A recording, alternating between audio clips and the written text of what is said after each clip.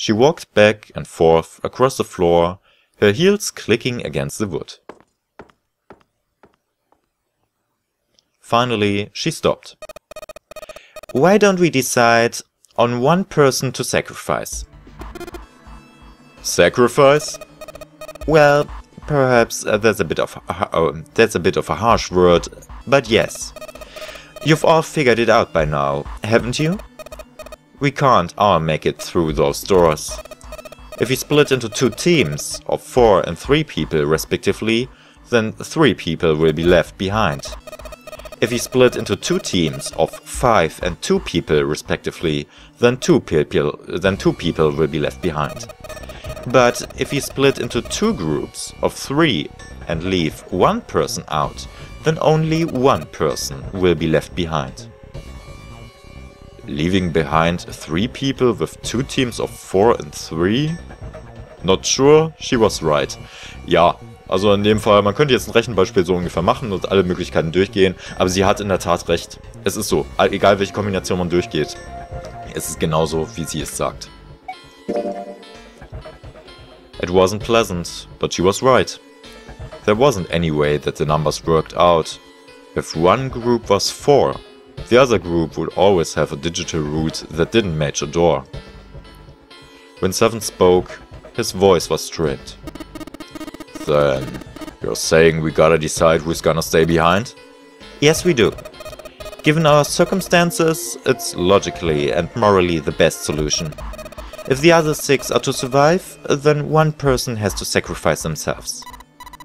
No, that's too cruel. What's so cruel about it? To just sacrifice someone like that? Then what's your plan? Maybe we should sacrifice 2 people instead of just 1. That's not what I meant. We shouldn't sacrifice anyone. I told you, that's impossible. Wake up! Whoa, calm down you 2. Santa stepped between Lotus and June. Look, what Lotus is trying to say is that you should aim to bring the greatest amount of happiness to the greatest amount of people, right? Exactly. That's how democracy works. And for that reason, I think the only fair way to decide who will be sacrificed is through a vote. What do you think? No, that's terrible. I'm not asking you. Shut up. What about you, Santa? Me? Well, I agree, I guess. Alright, that's 1 vote for. Counting mine, that's 2. 7? I can't say I agree with you, but we don't exactly have a choice. If we don't do something, we're all gonna die. Glad to see you get it. If I can get 1 more vote, then it's decided. What about you, Clover? Clover had moved away from the group and was sitting on one of the beds. Her whole body dropped. Jumpy didn't know if she'd even heard Lotus' proposal. Lotus walked over to Clover and gently laid a hand on her shoulder. Your brother has to be behind one of the numbered doors. We searched everywhere, but we didn't find him. Doesn't that mean he has to have gone through one of them somehow? Clover slowly lifted her face. Let's go look for him together, okay? If we sacrifice 1 person, then we can go look for him. You agree with me, right? Clover nodded once. The motion carries. Lotus spun around and walked toward Jumpy. Now, let's start a vote to... That won't be necessary. Ace had barely spoken for Lotus' entire speech, and everyone jumped a little. 6 pairs of eyes turned to look at him. He didn't seem to notice or even care. I will stay. That should solve our problem, yes? Ace, what are you saying? No, you can't do that. That won't solve anything. June's voice shook, and she looked around desperately for someone to agree with her. Ace simply looked at her. June, I'm afraid you may have misunderstood me. I said I would stay, but never said I would sacrifice myself. Huh? I trust you, each and every one of you. I believe you'll come back for me. Whoa, whoa, whoa. There's optimistic and then there's just nuts. Those doors only go one way. You go in, you don't come out. If you go through them, you won't be able to return, correct? Yeah. True, but that will not be the case once you've escaped from the ship. What?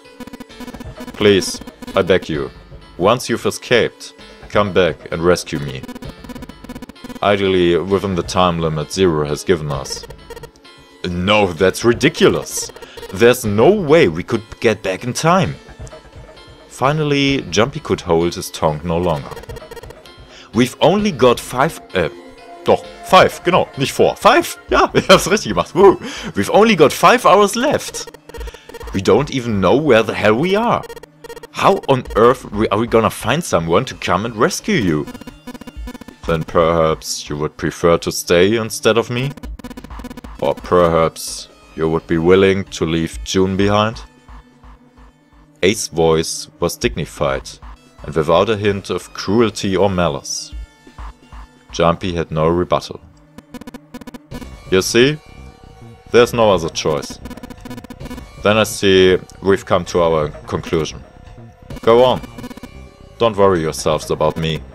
Go, quickly. Jumpy stood frozen by indecision, unable to move.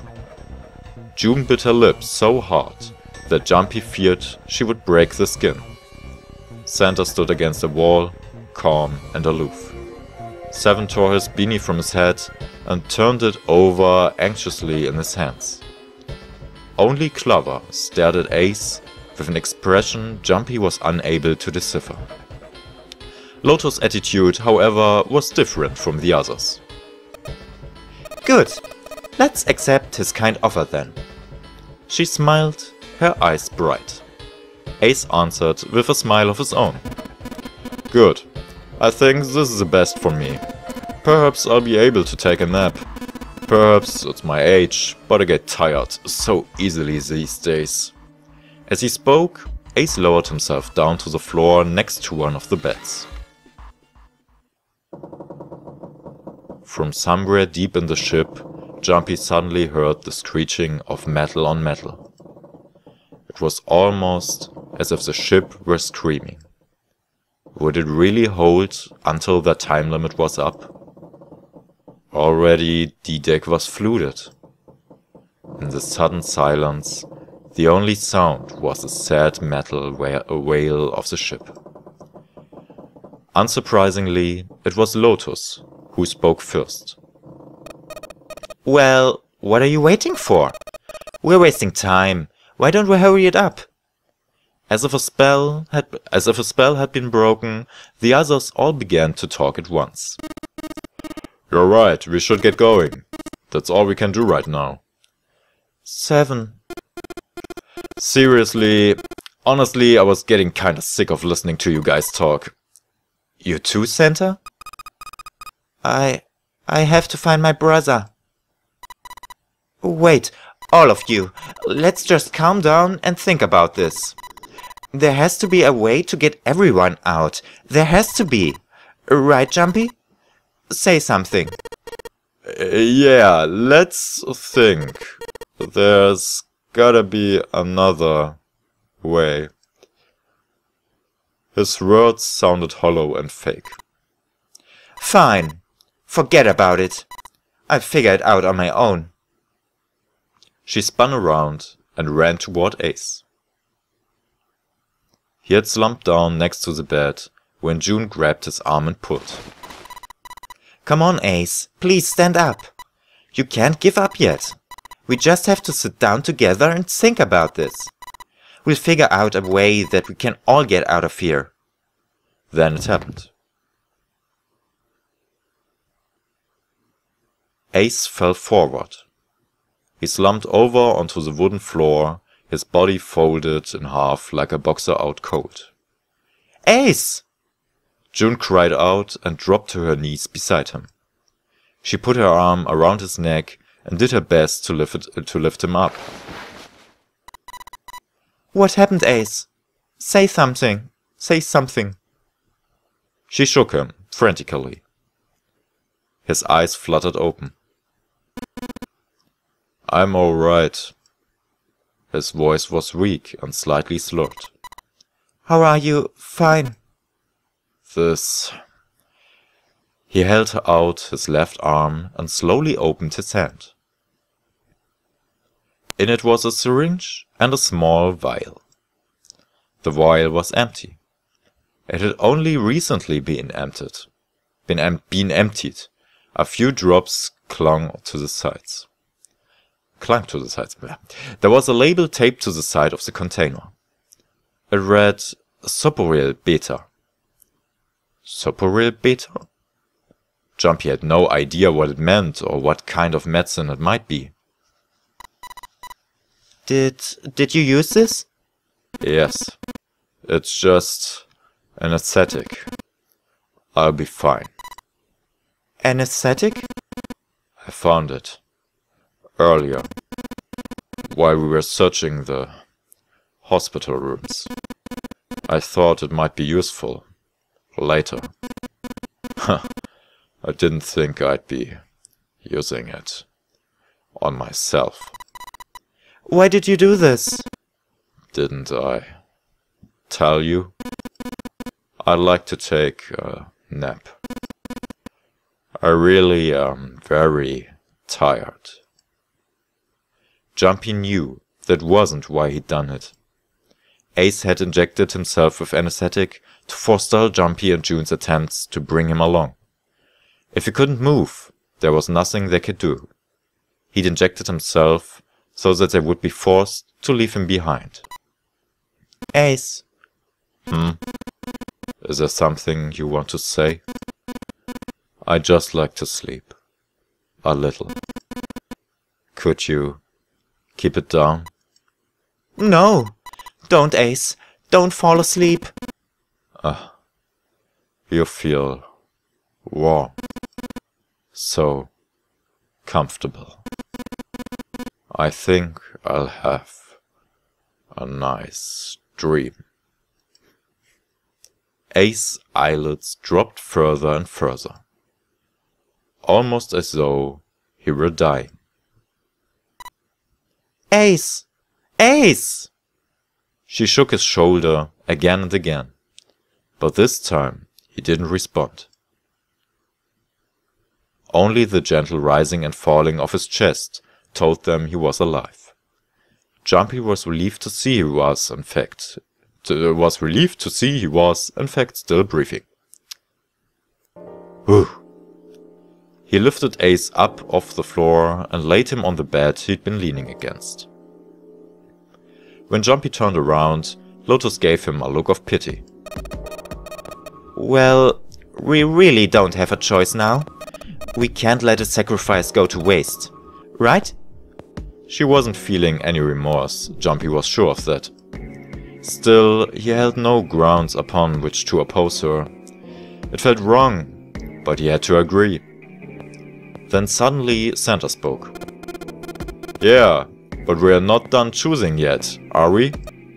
Huh? What do you mean? Well, we haven't decided who's going in what door. Ah, yes, that's true.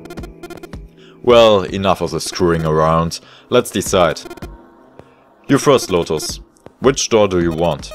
I want door number 8. It's the same number as my bracelet number. Got it. You're 8. You're next 7. Which one do you want? I'll take 7. I can't get along with that old lady. What? What did you just say? Her face distorted by rage, Lotus took a step towards 7. He threw up his hands and made a face like a child caught with his hand in the cookie jar. Ah, you're going to get it next time. She shot him a glare that would have melted steel, then turned and stalked off. Alright, who's next? Santa's gaze moved across the 3 people left. Finally, they stopped on Jumpy. Jumpy, which door do you want? At last, Jumpy's mind was already made up.